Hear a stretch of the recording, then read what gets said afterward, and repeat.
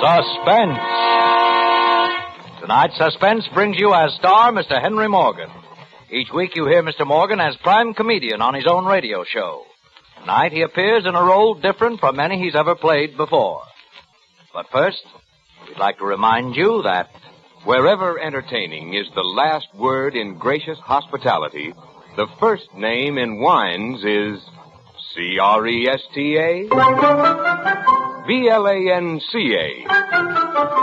Cresta, Blanca. Cresta Blanca. Cresta Blanca. That's Cresta Blanca wines. And for the knowing tongue, Cresta Blanca has created two rare California sherries. Dry Watch, a delightfully pale dry sherry that's the perfect prelude to dining. And Triple Cream, the magnificently mellow sherry that won the gold medal at the California State Fair. Yes, when you pour Cresta Blanca, Dry Watch, and Triple Cream, you and your guests enjoy the best. Shenley's Cresta Blanca Wine Company, Livermore, California. And now, Shenley brings you radio's outstanding theater of thrills, Suspense. Presented by Roma Wines. That's R-O-M-A. Roma Wines of Fresno, California. And starring Henry Morgan in Dream Song, a suspense play produced, edited, and directed for Shenley by William Spear.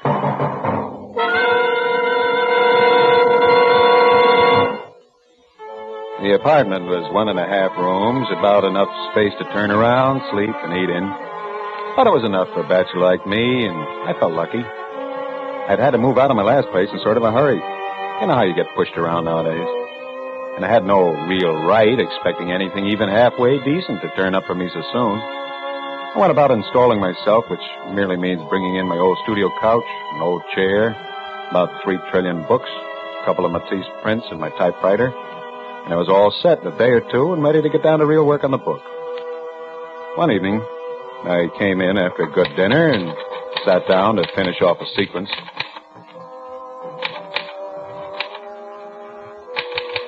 It wasn't writing easy. I felt that I was getting off on a tangent. I was going 1,000,000 miles away from what I wanted to say, and it annoyed me.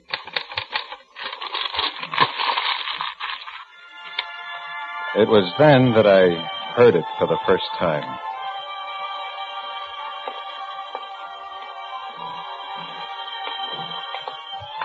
It was coming from the next apartment, and coupled with my bad writing, it was very annoying. I tried to ignore it, but that couldn't be done. I got up and walked around the room a few times. That didn't help any. So I sat down and tried to write again.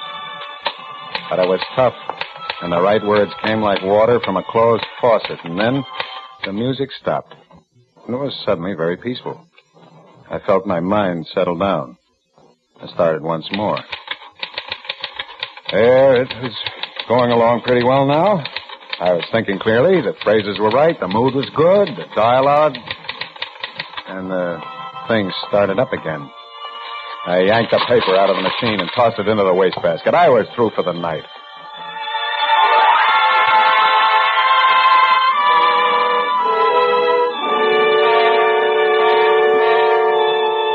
A few nights later, after spending the entire day reading, which is so much more delightful than writing, I decided it was about time to sit down and start pounding it out. It was a beautiful night. It took a lot of willpower to tear myself away from the window. I smoked a couple of cigarettes and decided I'd start work after them.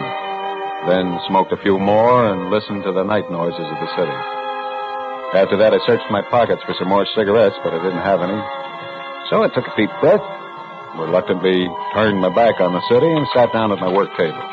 There was a story in the paper that I wanted to keep because it was sort of like the situation I was writing about, and I was cutting it out.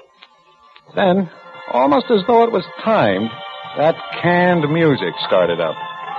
Well, that settled my work for the night again, I thought. That fool in the next apartment, whoever he or she might be, was probably planning to serenade himself for hours on end. And yet, strangely enough, I half hoped that the music would go on. It was a very lovely evening, and I was looking for the slightest excuse to lounge around. I just started thinking of going for a walk when the music stopped. In the stillness that followed, I could hear steps. And then a door opening and closing. And then a long, long silence.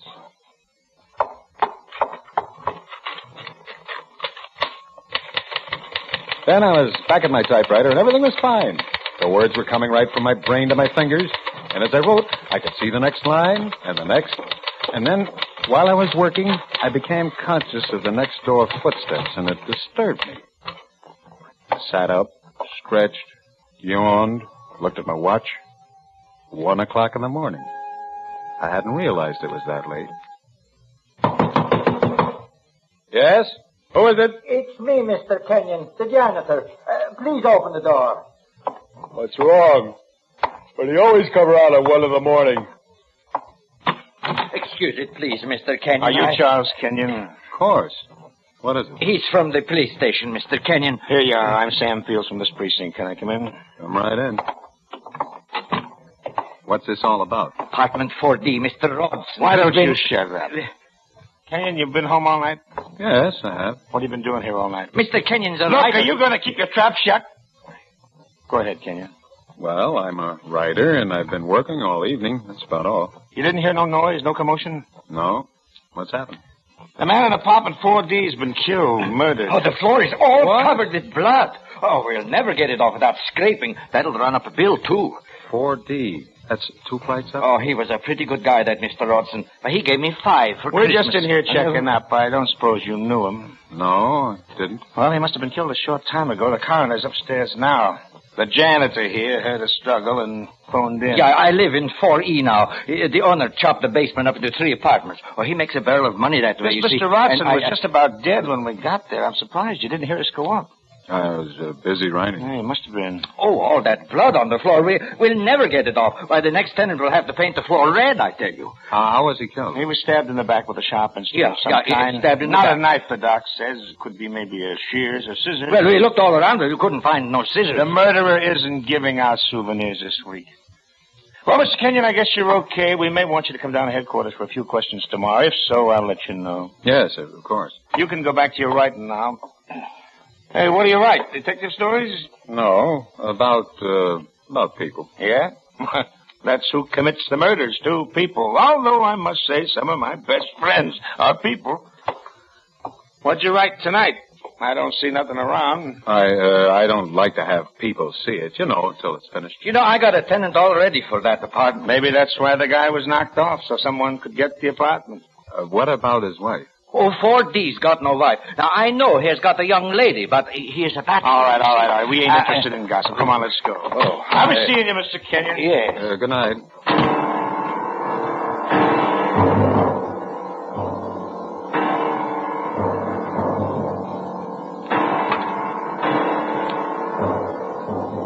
One night, a week after that, I was lying in bed trying to sleep.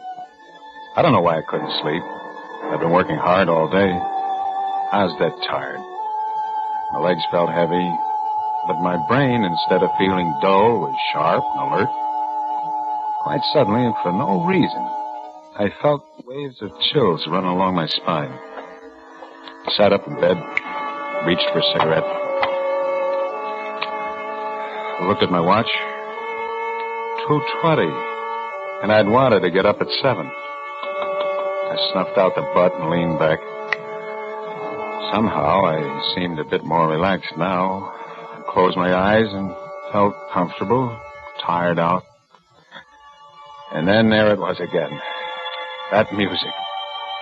And I was wide awake again and tense and jumpy as a cat. I don't know why it made me feel that way, but it did. It went on and on. Sometimes it would seem to be fading away. Then it would be loud again. And then fade away. I crouched beneath the covers and drew the pillow over my head. That was better. I could still hear it, but it wasn't so bad. And it seemed to get farther and farther and farther away. And I was so tired. Exhausted by now. I heard that sort of thump from somewhere upstairs. But it didn't matter now. All I cared about was sleep. Sleep. Just sleep.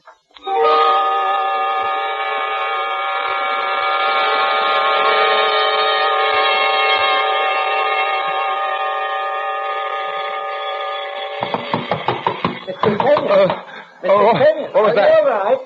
All right. Of course I'm all right. Just a minute, I'm still in bed.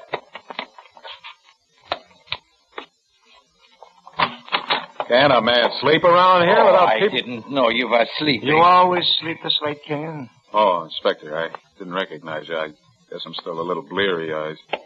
Come on in. I ask if you always sleep this late. 12? Guess it is late. No, I don't usually, but I couldn't get to sleep last night. Last night. Shut up. Kenyon, do you know the guy who lives upstairs? That was Mr. Blackwell, the lawyer. I'm sorry, I don't. I don't know anyone around here. I do my work, that's all I know. Look, you asked me these questions the last time you were here. Yeah, I know, and I'm asking him again. Mr. Blackwell, he's been killed. Killed? Upstairs? Yep, killed the same way. Floor just filled with blood, just like 4D. Well, last night I did hear something. Hmm? I didn't think it was anything then. It was just a sound, like a table or something falling over from upstairs. There was no table falling. What time do you think you heard it? A little while after I went to bed. A little after 2 a.m. Mr. Blackwell divorced his wife 5 months ago. She was such a nice woman. Coroner says death took place around that time. You didn't hear anything else, did you? What? I said, did you hear anything else? Anything else? Anything else? That music. But I couldn't tell him about that. I couldn't tell it to a detective. Or that terrible feeling I had when I heard it. It would sound silly, crazy. Yes. Did you hear anything else? No, I didn't hear anything else. I went to sleep right after that, and I didn't wake up until you rang the bell just now. Mr. Blackwell gave me a 10 for Christmas, but he never smiled. He was a very We've sad been man. checking up to see if everyone else is all right. Has anyone else? No. Just this guy above you. I guess we got some sort of maniac operating in this area. Well, he tries to get me. He's going to get a big surprise. I got a license to carry a gun. I got a good gun, too. My son brought it to me from Germany. Well, now, don't go shooting the tenants just because they don't pay the rent. Everybody pays the rent here. Oh, did you ever see a guy with no sense of humor? Well, this whole thing doesn't seem particularly funny. Well, don't you worry about it, Mr. Kenyon. You've got the whole police force protecting you, so don't worry about it at all. Well, I'll probably be seeing you. So long. So long. Goodbye, Mr. Kenyon. Oh, Mr. Torsten, will you stay a moment? I'd like you to do something for me. Why, sure. Mr. Torsten, you seem to know a good deal about everyone in the building. I don't snoop around. Oh, I'm the janitor. I just see them when other people don't see them. I know. I didn't mean it that way. I just want to ask you a question or two. This Mr. Blackwell who was killed, he was living alone, wasn't he? Yeah, like I told you, he was married, but his wife moved out. Do you know it's harder to take blood off the floor than it is from the walls? You can paint the walls, but the floor has to be scraped and sanded. What about my neighbor to the left, next door? Oh, 2E? Well, I don't know too much about him. I just seen him once. He never bothers me. His name is Williams.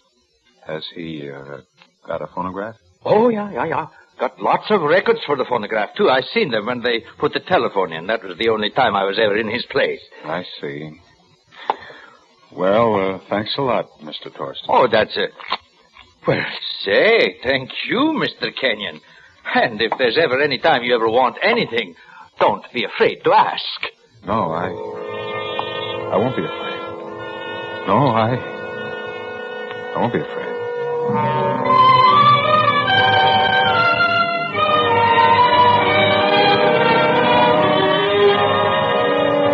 For Suspense, Roma Wines are bringing you Henry Morgan in Dream Song. Roma Wines' presentation tonight in radio's outstanding theater of thrills, Suspense.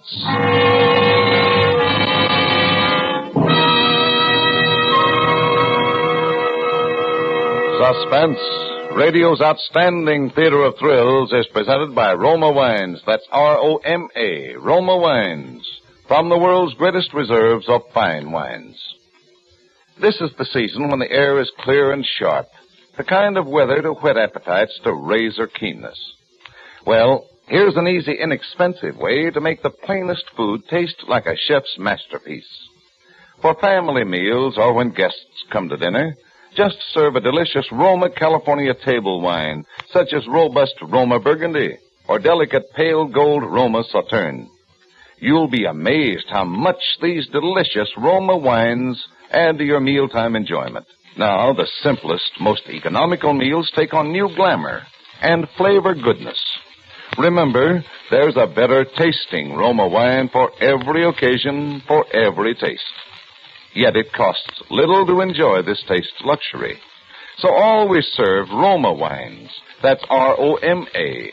Roma wines, America's favorite wines.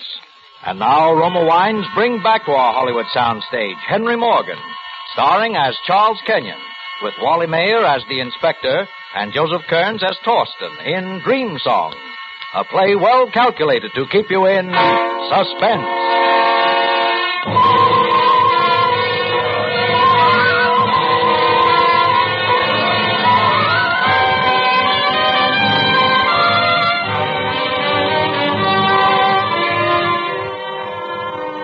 First time in my life, I felt genuinely afraid. Because it was something you couldn't know, couldn't fight. An innocent knock on the door, you open it, the next thing that happens is you're found in a pool of blood. With that intolerable canned music coming from next door. I wondered what that Williams looked like, living next door. Why should he play that one record over and over again when he had so many? Torsten said that. And I wondered what he sounded like. The house phone.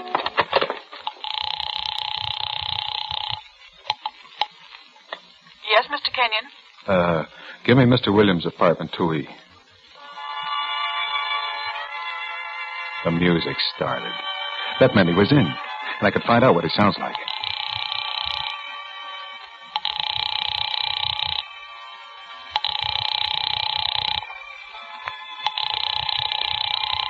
There's no answer. Shall I keep ringing, sir? Why doesn't he answer? He's there. Maybe he knows I'm calling. Maybe you can hear me call. Shall I keep ringing, sir? Well, why doesn't he... Oh, no. Never mind, operator, never mind.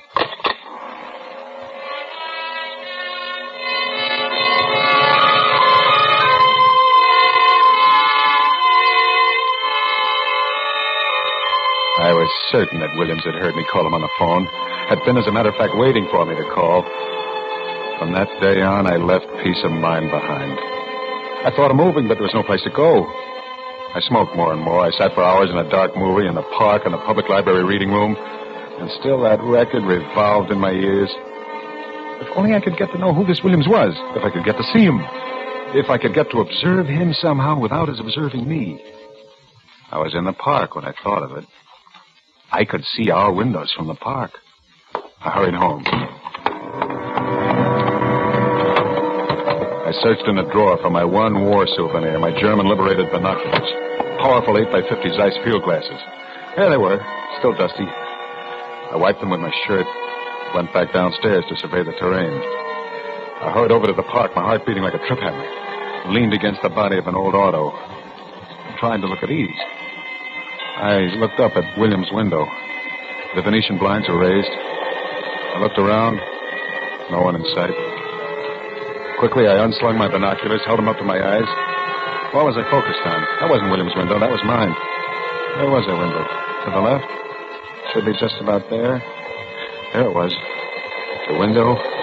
Just as though I were a few yards from it. Having fun, buddy? No.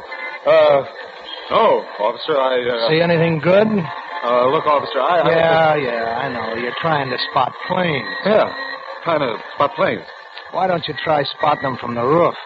Well, I never spotted anything from the roof. Look, wise guy, I'll give you a tip. I'm easy going. But when headquarters gets on my tail, I gotta play rough. Now, somebody puts in a complaint, and I catch you causing trouble, I'll run you in. You understand? Well, so far, there's been no complaint. Now, let's just leave it that way, huh? So just beat it now before I change my mind.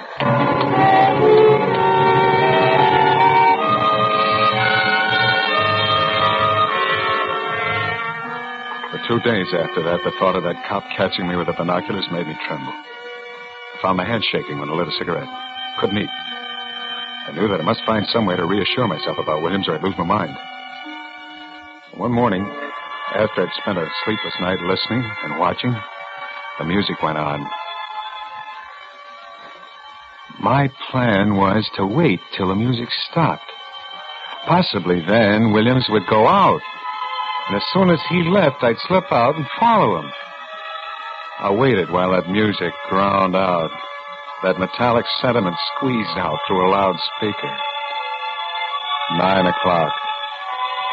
9:30. 10 o'clock. 10:30. My head started to go round and round like the record under the needle. 11 o'clock. The music still kept on and on and on. Suddenly I sat up quickly, looked at my watch. 3 o'clock. I'd been sleeping, but the record, it was still...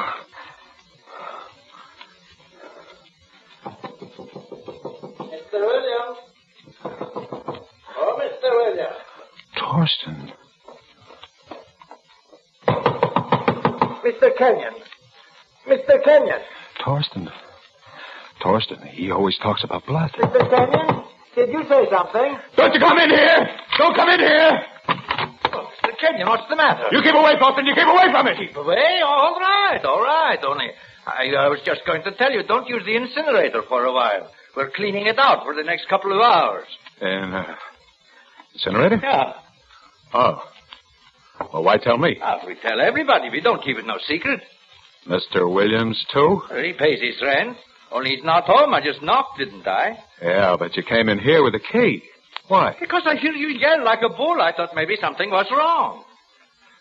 Maybe something is wrong with Mr. Williams.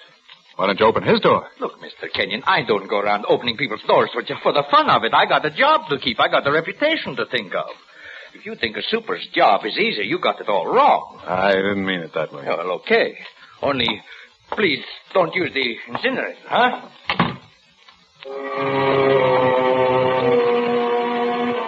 Why did Williams' record stop just before Torsten knocked? Why didn't he answer Torsten's call? He wanted privacy.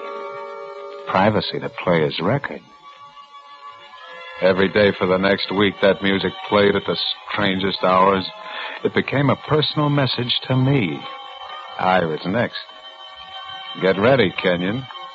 You're next to have the floor of your apartment scraped, the walls done over. Many times I thought of calling the police. But what good would that do? No one would believe me just because of a record. No one would believe me without some proof. That was it. Proof, something that would stand up in court before a judge, before a jury. Yeah, but before I could get that, he might creep into this room. Slowly, quietly, while I was asleep, while I was in that bed, helpless as a child. Hour after hour, I walked the streets trying to think, to reason my way out. Yesterday, I sat huddled in a chair all day. The music didn't play at all. About 7 o'clock, I went out for something to eat. In the evening paper, there was an item that could be the basis for a good short story. And when I got back, I started to clip it out. And then I got my nerves again. I locked the door. I went to both the windows. I locked one window. Then I went to the other one. Wait a minute. This window was the window with the fire escape. Whose window was that on the other side of the fire escape? It was his window. William's window. I stared at it as though I were hypnotized. The light was on. That meant he was home. Maybe I could crawl out on the platform, peek in through the window. Maybe I could get a look at him. As I was thinking these thoughts, the music sounded. And I started to sweat. Cold, icy sweat. I started to close the window, but I caught myself, and I pushed it back open. With the palms of my hands wet, I climbed up on the window ledge, and I crawled out on the fire escape. And I made my way along the iron bars as silently as I could. And the window was just in front of me. And I felt my throat go dry as I leaned my head over to try to look in. I swallowed hard and tried to keep my body concealed. The Venetian blinds were drawn all the way, but they were slanted in such a way that permitted me to see inside. I craned my head forward and looked. It was dark inside, but I could make out the living room and the phonograph large cabinet machine. There was a couch. And there was a man. And it seemed as though he was dancing, swaying to the music. And it kept getting louder. And he kept coming towards me. Nearer and nearer. Must have seen me. I couldn't move. And he kept coming nearer, moving in the shadows. Nearer. Nearer.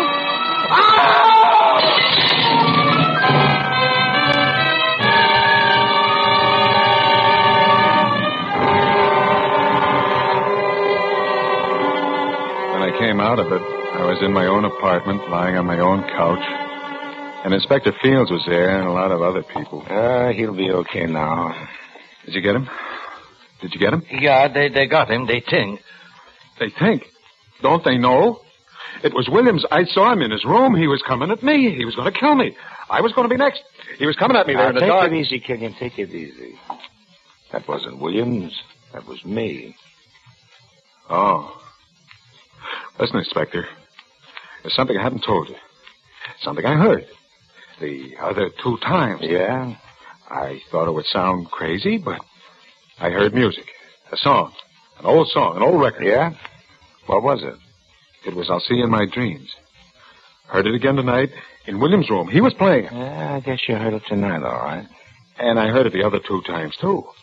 The same way, same song. Maybe you heard it, and maybe you just thought you heard it. How much do you remember? Do you remember coming at me with those scissors? Scissors? Kenyon, we found your other apartment. The one you moved out of a month ago. My other apartment? Mm-hmm. And we found your wife.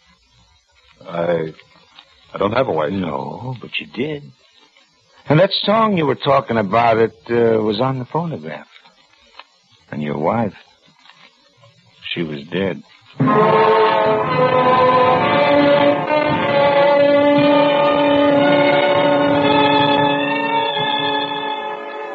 They made me talk to a doctor today.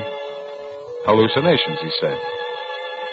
Hearing that song that way, I sort of remember Alice. She was playing a record, and I was clipping something out of... Well, I don't know what to believe, because I thought the song was real, and the woman, the dead woman, I thought that was a dream. Just a bad dream. They wouldn't hang a man for a dream, would they?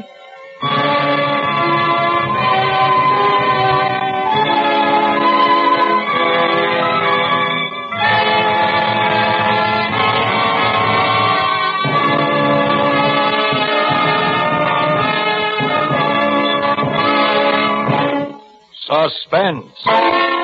Dream Song, starring Henry Morgan, presented by Roma Wines. That's R-O-M-A, Roma Wines, America's largest selling wines. This is Truman Bradley to tell you why Roma Wines are America's favorite wines. It's because Roma selects and presses the choicest California grapes. Then, with centuries-old skill and wine-making resources unmatched in America, Roma guides this great treasure to tempting perfection. These better-tasting Roma wines are placed with other mellow Roma wines to await later selection for your enjoyment from the world's greatest reserves of fine wines. This weekend, treat your friends to the better taste of a fine Roma California wine, such as ruby red Roma Port, golden amber Roma Sherry, or flame bright Roma Muscatel. Discover for yourself why Roma wines, that's R-O-M-A, Roma wines are enjoyed by more Americans than any other wines. Tonight's suspense play was by George Bellac and Ben Kerner. Henry Morgan will soon be seen in his first starring picture, the Screenplay Enterprise production, So This Is New York, and may be heard every Wednesday night on another network for Ever Sharp Chick. Be sure to listen next Thursday, same time, to Suspense. Produced and directed by William Spear for the Roma Wine Company of Fresno, California.